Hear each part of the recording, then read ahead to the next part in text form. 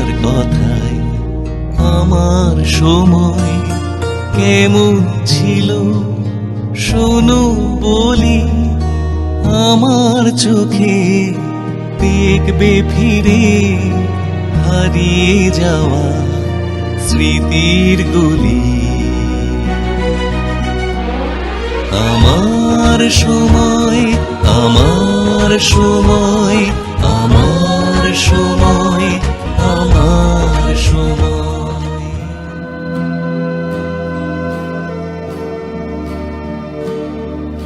শান্ত উজ্জ্বল একটা মুখ আর শানিত একজোড়া চোখ। সে চোখে কৌতূহল আছে, বিস্ময় আছে, আর আছে অবিমিশ্র খ্যাপামি। পরশ পাথর খুঁজে খুঁজে ফেরা রবি ঠাকুরের সে কল্পনার খ্যাপা লোকটারই সার্থক রূপায়ণ যেন ঘটেছে এই মানুষটির মধ্যে, যদিও অবশ্য খ্যাপার সে কাল্পনিক চেহারার সঙ্গে বাস্তবেই মিল পাওয়া ভার। খুঁজে ফেরার তালিকায় কত কিছু, দেশলাই বাক্স, পাখির বাসা, ডাকটিকিট। এক একটা সংগ্রহের পিছনের গল্পগুলো কম বিচিত্র নয়। সেসব নিয়ে কথা বলতে বসলে সত্তর-ঊর্ধ্ব মানুষটার চোখে মুখে খেলে যায় ছেলে মানুষই বিস্ময়। এক ধাক্কায় ফিরে যান অমূল্য সেই মুহূর্তগুলোর কাছে। মোটামুটি এই নিয়েই উৎপল সান্যাল। পেশায় ছিলেন ক্যান্সার গবেষক, আর নেশায় সংগ্রাহক। সংগ্রহের নেশাটা শুরু হয়েছিল ছোটবেলাতেই। সময় এগিয়েছে, যুগ বদলেছে, তার সংগ্রহের পৃথিবীটাও ক্রমশ বিস্তৃতি পেয়েছে, গভীরতা পেয়েছে।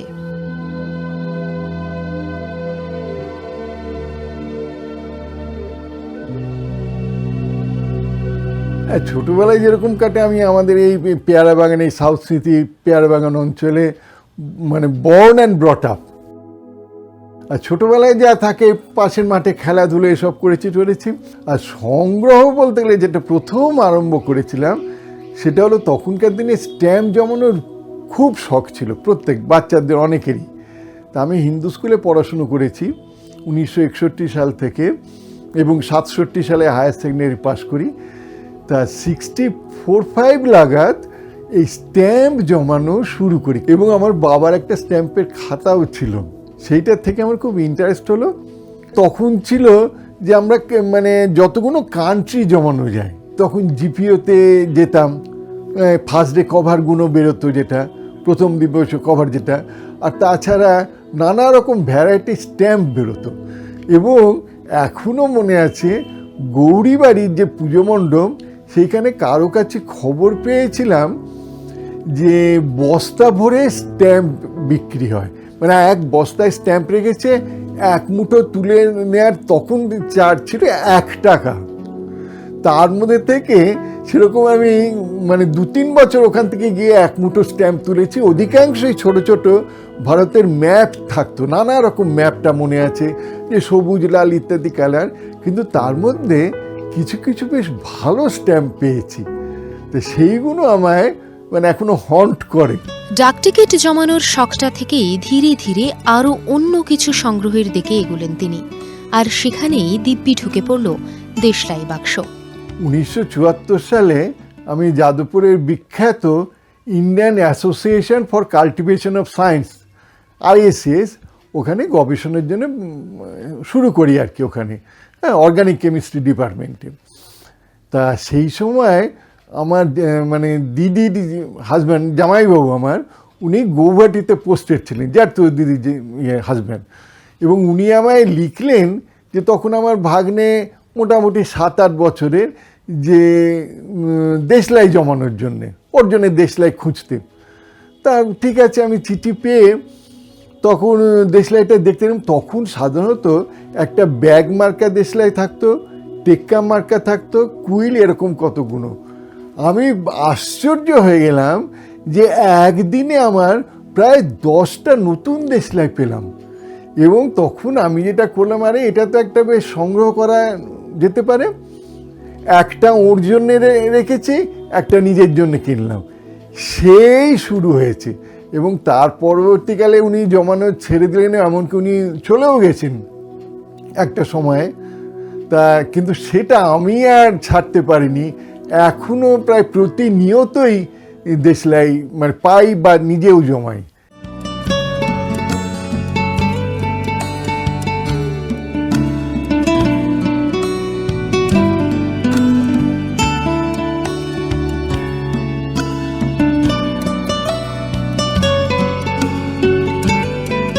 এই বিষয়টার গভীরে ঢুকে আমি অবাক হয়ে গেছি, এত কিছু দেশলাইয়ে করা হয়েছে বা সেগুলো আমরা জানতাম না, অনেকেই জানেন না যে সেখানে কিভাবে সামাজিক সচেতনতার জন্যে দেশলাই বাক্সকে ব্যবহার করা হয়েছে। এবং এই যে মানে একজন স্বাধীনতার সংগ্রামী নাতির সঙ্গে পরিচয় হয়, তিনি আমায় বেশ কিছু মানে সেই সময়কার পুরনো দেশলাই দিয়ে দেন। একটাই কন্ডিশন ছিল, এই দেশলাই আমি যেন বিক্রি না করি, দেশের বাইরে যেন না যায়। তা সেই থেকে আমি দেখলাম যে স্বাধীনতা আন্দোলনেও এই দেশলাই ব্যবহার হয়েছে এবং স্বদেশী বার্তা, স্বাধীনতার বার্তা গ্রামে গঞ্জে ছড়িয়ে দিতে চেষ্টা হয়েছে। তার কারণ কি, দেশলাই তখন খুব সহজলভ্য ছিল এবং চট করে আগুন ধরানো যেত এবং মানুষরা খুব, তখন লাইটার টাইটার তো আসেনি, তা তার মাধ্যমে মানুষদের উজ্জীবিত করা যেত।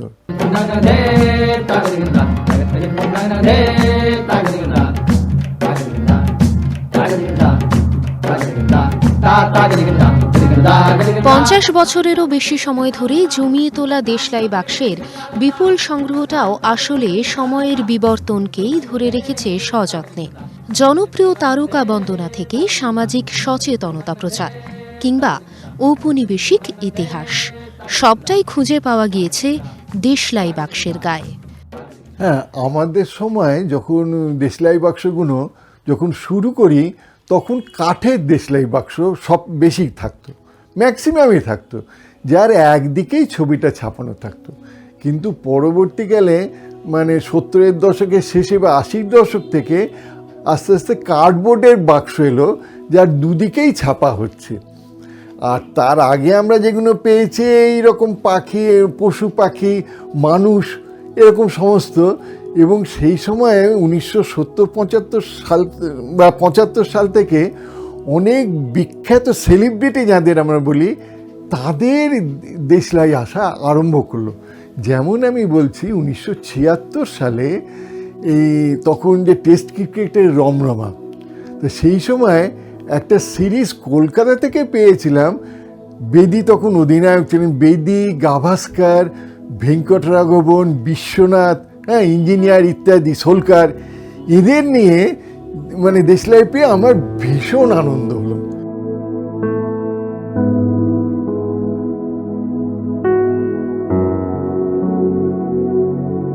আপনাদের সকলকে দেশলাইয়ের দেশে সুস্বাগতম।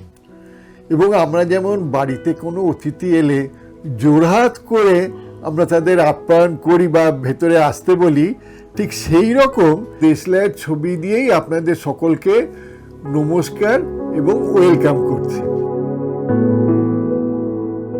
আমার পরের কালেকশন হলো বিখ্যাত চিত্র পরিচালক এবং সিনেমা স্টারদের ওপর।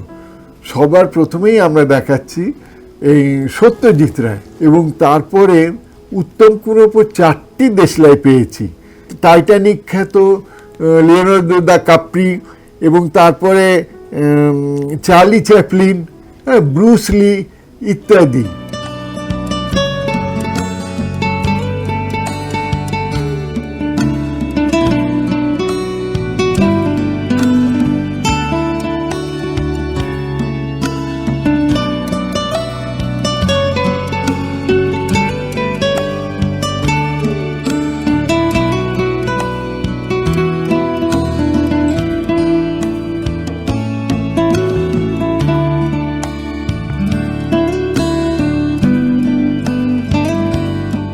পেয়ার সিনেমার যে দেশলাইটা দেখাচ্ছি, এটার ইউনিক জিনিস হলো 7টা ভাষা বারুদে ব্যবহার করা হয়েছে। ভাবা যায়?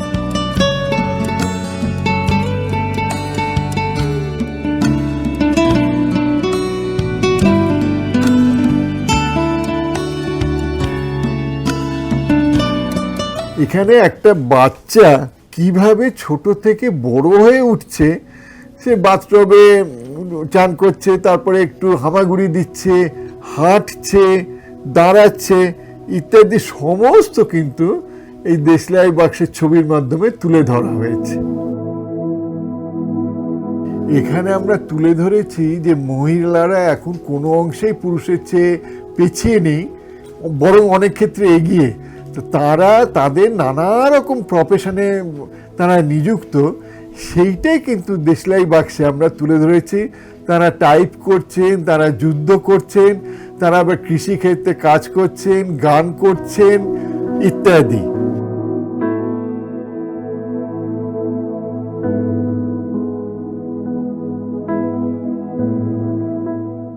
একটা ইউনিক সেট পেয়েছিলাম, আমরা ছোটবেলায় পড়েছি, বাবার হইল আবার জ্বর সারিল ঔষধে। এখানে বাবর থেকে আরম্ভ করে শাহজাহান ঔরঙ্গজেব হয়ে দ্বিতীয় বাহাদুর শাহ, যিনি শেষ স্বাধীন সম্রাট ছিলেন মুঘলদের, সকলের ছবি আছে। আর তলায় আছে শিবাজির ছবি।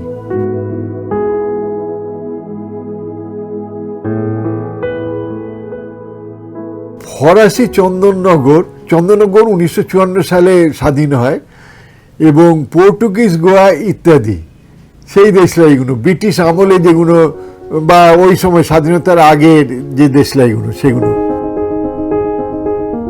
এখানে আমরা যে দেশলাইগুলো দেখাচ্ছি, এটা ভারতের স্বাধীনতা সংগ্রামে কি করে দেশলাই ব্যবহার হয়েছে, এবং এমন সব বিশেষ লেখা আমরা দেখতে পাচ্ছি যে স্বাধীনতা সম সুখ নাই, স্বাধীনতাই মানুষের জীবনের প্রধান লক্ষ্য ইত্যাদি। বিদেশি দ্রব্য বর্জন, স্বদেশী গ্রহণ, এই বার্তাগুলো তখন দিয়ে মানুষকে স্বাধীনতার পক্ষে সচেতন করার চেষ্টা হয়েছিল। এগুলো অমূল্য দেশলাই, এবং কোনো কোনো দেশলাই এখন অবধি জানি যে কেউ আর কারোর কাছে নেই।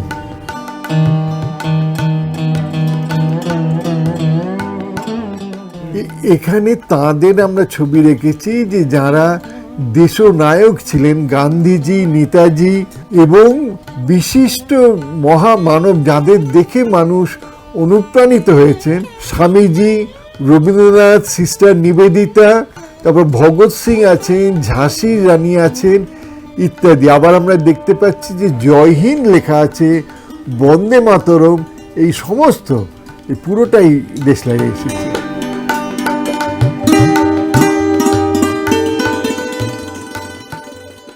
এখানে ক্যান্সার সচেতনতা এবং তামাক বিরোধী সচেতনতা, তার উপর সমস্ত দেশলাই দেখানো হচ্ছে।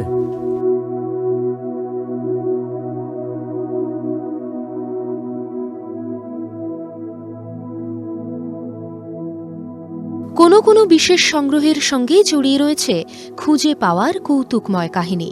স্মৃতি রোমন্থন করতে গিয়ে সেই প্রথম দেখার আনন্দটাই যেন নতুন করে অনুভব করেন তিনি। আমি 1997 সালে ভিজিটিং সায়েন্টিস্ট হিসেবে আমেরিকার নিউ অরলিন্স শহরে যাই এবং কয়েক মাস থাকি, ওখানে রিসার্চ করি টুলেন ইউনিভার্সিটিতে। তা দেশলাই সংগ্রহ একটা বিশেষ ঘটনা মনে পড়ছে এবং ইন্টারেস্টিং, যে সেবারও কিন্তু একটা কুড়িয়ে দেশলাই পেয়েছিলাম, বেশ অন্যরকম লাগলো। সেটা কুড়িয়ে তুলে দেখি অবাক ব্যাপার, কীরকম না প্রত্যেকটা কাঠি বেশ গন্ধ আছে, ফুরফুর করছে গন্ধ, চন্দন কাঠের তৈরি, চন্দন কাঠের তৈরি কাঠি, এবং লেখা আছে, দেখানোও আছে ভেতরের ছবিতে, যে সেটাকে মানে আমরা কাঠি জ্বালিয়ে তো যদি কিছু ধরাই, সিগারেট বা অন্য কিছু ধরানো হলো, তারপর সেটা ফেলে দিই। ওরা বলছে এটা ফেলো না, এটা একটা ট্রেতে রাখো এবং তাহলে তোমার ঘর সুগন্ধে ভরে যাবে। সেইটা আমার এত অবাক লেগেছিল, সেটা আমি নিয়ে আসি, যে এরকম ইউনিক কালেকশন। আমার সংগ্রহে থাকা সব থেকে বড় কাঠি দেখাচ্ছি এখানে। এটা প্রায় 8 ইঞ্চি লম্বা। এমনি দেশলাই সাধারণত 2 থেকে 2.5 ইঞ্চি এরকম লম্বা হয়, এটা হচ্ছে 8 ইঞ্চি। এটা ইংল্যান্ডের দেশলাই। এটা 1 ইঞ্চিরও কম, এটা হাতে নিয়েই দেখাতে হবে, 2 সেন্টিমিটার এটা। সুন্দর রংচঙে একজনের কাছে একটা দেশলাই দেখতে পেলাম।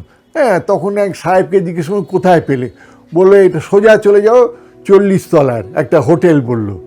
সেই হোটেলটায় গেলাম এবং গিয়ে ওদের কাউন্টারে বললাম যে আই এম কামিং ফ্রম মানে ইন্ডিয়া, হ্যাঁ ক্যালকাটা, তখন ক্যালকাটা, এবং I am collecting match boxes, যদি তোমরা, তখন দে আর সো প্লিজড, দিয়ে দিল দেশলাই। আর একটা খুব ইন্টারেস্টিং, দুবাই থেকে কিনেছিলাম, এখন এয়ারপোর্টে যাচ্ছিলাম, যে এমন একটা বারবিকিউ ম্যাচ, এমনি একটা দেশলাই 20 থেকে 25 সেকেন্ড ম্যাক্সিমাম জলে, সেটা লেখা আছে যে 7.5-8 মিনিট জ্বলবে। বারবিকিউ ম্যাচ 20টার একটা, সেটা কিনেছিলাম, যে আমি এরকম কোনো দিন কোথাও দেখিনি। আমার কাছে বিশ্বের 119টা দেশের 32,000-এর ওপর দেশলাই আছে। এটা হলো নিউ অরলিন্স থেকে পাওয়া কুরনো রাধার ইনসেন্স স্টিক, এবং প্রত্যেকটা কাঠি ছিল চন্দনের। Incense match. এই যে বারুদটা দেখা যাচ্ছে, এটা হচ্ছে বারুদটা, আর এই হচ্ছে কাঠিগুলো, এই ভেঙে ভেঙে ওই বারুদে ঘষলে জ্বলে উঠবে। বার্লিন থেকে আমার এক বন্ধু পাঠিয়েছিলেন যে 16টা দেশলাই আছে এই বাসটার মধ্যে। এটা 1962 সাল অবধি যত রকম পাবলিক ট্রান্সপোর্ট ছিল সেইগুলো 1750 থেকে 1962 অবধি, সেই সব ছবিগুলো ট্রান্সপোর্টের ছবি দেয়া আছে। এটা বার্লিনের ট্রাম, যতগুলো ট্রান্সপোর্ট ইউজ হয়েছে তার একটা রূপরেখা। মোট 16টা বাক্স আছে এরকম, এখানে আমরা 4টে দেখাচ্ছি, আরও 12টা আছে দেশলাই। হ্যাঁ, এর তলায় আছে বারুদটা, কাঠিগুলো বার করে তলায় ঘষলেই দেখা যাচ্ছে যে বারুদের দিকটা রয়েছে, আগুন জ্বলে উঠবে। এই যে এই হলো কাঠি, এই সান্টা ক্লজকে দেখা যাচ্ছে পরিষ্কার, এবং এগুলো কোথায় জ্বালানো হবে না এই তলায়। এই হচ্ছে বারুদ, সান্টা ক্লজ। এগুলো মুইহা বলেন ফ্রেঞ্চের, এই এত বড় দেশলাই, মানে এটা দেখলে বুঝতে পারবেন যে কত বড়। এটা নর্মাল, আর এটা দেখাচ্ছি যে এই এত বড়। এই ছবিগুলো, তার আঁকা ছবিগুলোকেই এখানে দেশলাইয়ের বাক্সে, এই যে এখানে দেখা যাচ্ছে বারুদটা রয়েছে, আর এর মধ্যে ট্রেটা পুড়ে জ্বালানো, তার মধ্যে কাঠি থাকে। খুব সুন্দর, যেমন ফিনিশ করা। এটা ফ্রান্সের থেকে পাওয়া। এই যে বারুদটা আছে, এটা ইয়েলো হাউস, ভ্যান গগ 1888 সালে এটা এঁকেছিলেন, ইন্টারনেটে ইজিলি দেখা যায়। আর এটা হলো হারভেস্ট।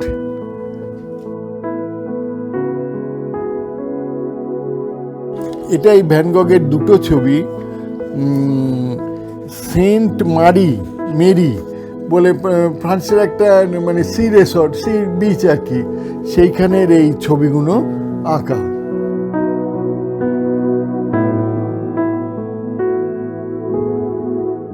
পল সেজানে, উনি এই অ্যাপেল অ্যান্ড অরেঞ্জেস, পল সেজান তাঁর আঁকা, এটাও সমস্ত দেশলাই বাক্সে হয়েছে।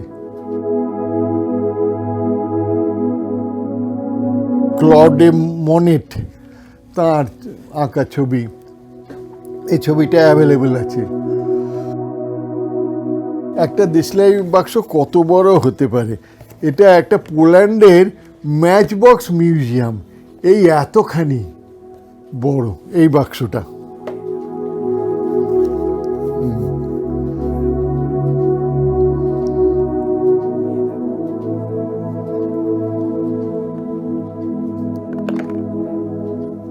এটা জার্মানির বাড়ি, এর পেটের মধ্যে এই যে সমস্ত দেশলাইগুলো দেখা যাচ্ছে, কাঠিগুলো।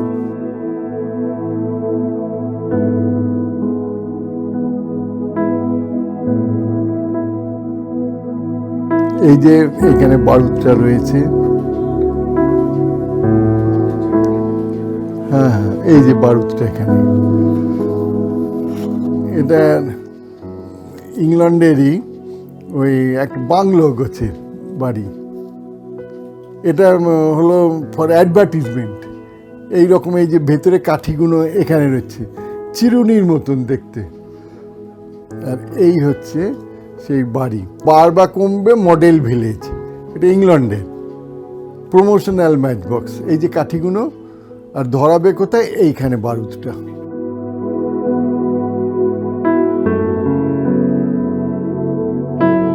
প্যারিসের আইফেল টাওয়ার সবাই জানে, পতাকা সহ ওদের। প্যারিসের আইফেল টাওয়ার ম্যাচ বক্স কিভাবে না, এই পেছনে 9টা আছে, এইগুলোকে পরপর জুড়ে দিলে এই সুন্দর হবে। মানে ধরা যাক যদি কলকাতার ভিক্টোরিয়া মেমোরিয়াল বা আইকন অন্য একটা কিছু করে তার পেছনে 9টা টুরিস্ট স্পট যদি দেখানো যায়, তাহলে যেটা হতো, এটাও একটা ম্যাচ বক্স, সেটাই তুলে ধরা হয়েছে। এটাও তাই, এটা আবার আইফেল টাওয়ারের অন্য একটা ভিউ, অন্য জায়গার যে ছবিগুলো, মানে ওখানে আমরা 9টা ছবি দেখলাম, আর ঠিক একইভাবে এখানে আবার আরও 9টা, মোট 18টা কভার করা হয়েছে 2টো ম্যাচ বক্সের এই সেটে। যারা দেশলাই কালেক্ট করেন, যেমন আমি, দেশলাই কালেক্টরদের ফিলুমেনিস্ট বলে। ফিল মানে হচ্ছে লাভ, গ্রিক, আর ল্যাটিন হচ্ছে লুমেন মানে আলো, ভালোবেসে সে, মানে যারা ভালোবেসে দেশলাই জোগাড় করেন তাদের ফিলুমেনিস্ট বলে, বা টার্মটা হলো ফিলুমেনি। এটার হচ্ছে ম্যাচ বক্স, তো এটা বেলজিয়ামের একটা থেকে, ওদের ওখান থেকে পাওয়া বাই এক্সচেঞ্জ আর কি। এই দেখুন এই ট্রেগুলো, এই ট্রের মধ্যে সব কাঠি থাকতো আর কি, থাকে। এই যে চট করে একটা শেষ হয়ে গেলে আবার একটা, এইভাবে বার করা, এইটা হচ্ছে আইডিয়া। এটা ঘুরিয়ে দেখাচ্ছি। এরা এই দুজন গান করছে ওই সুইমিং পুলের পাশে। এই হচ্ছে বারুদগুলো এখানে দেখা যাচ্ছে, অসাধারণ। ফ্রান্সে টোটাল ইক্লিপস হয়েছিল, সেই ইক্লিপস নিয়ে এই ম্যাচ বক্স কীভাবে গেছে এই সাউথ ফ্রান্সের দিক দিয়ে, এবং তারপরে সেই ডায়মন্ড রিং যেগুলো হয় সেটাও দেশলাই বাক্সে এসেছে, এবং কমপ্লিট যখন ডার্ক হয়ে যাচ্ছে 1999 সালের অক্টোবর মাসে। শুধু বিনোদন তো নয়, তার মধ্যে এত ইতিহাস, ঐতিহাসিক বার্তা, সামাজিক সচেতনতা সব লুকিয়ে আছে। এবং সব থেকে বড় কথা হলো যে আলপিন থেকে হাতি, কথায় বলে আলপিন থেকে হাতি, সব কিছু সেটা একমাত্র দেশলাই বাক্সেই পাওয়া সম্ভব। আমি নিজে স্ট্যাম্প জমাই বলে স্ট্যাম্পের কথা মাথায় রেখেই বলছি যে এত বৈচিত্র্য কিন্তু আর কিছুতে পাইনি।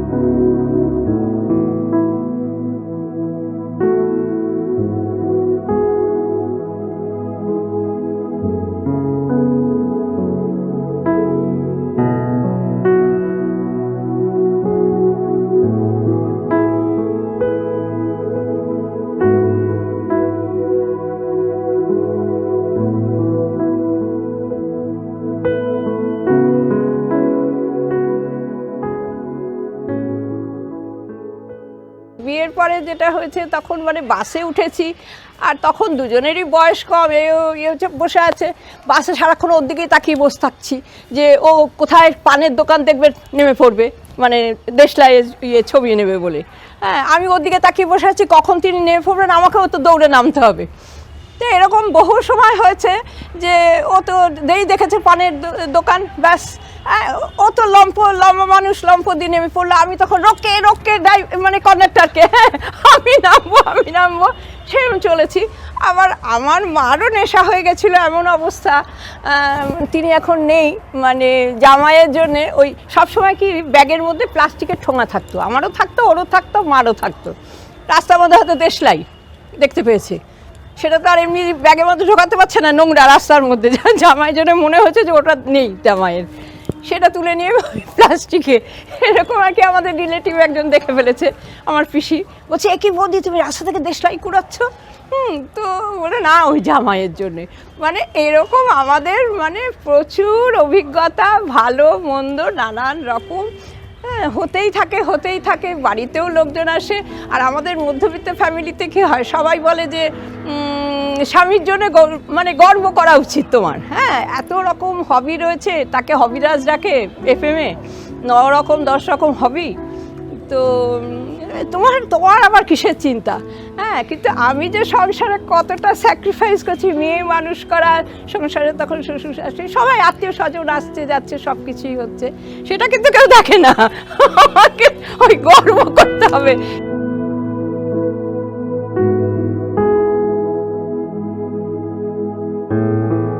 একতারা বাজাই, হ্যাঁ একতারা আর বাজাবো, এটা গান ধরো। গান।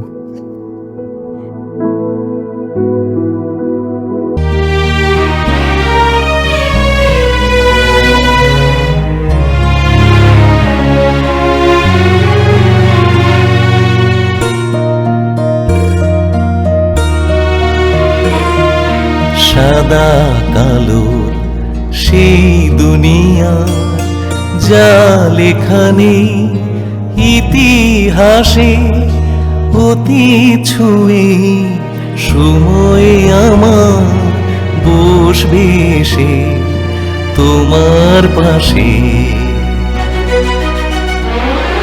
আমার সময়, আমার সময়, আমার সময়,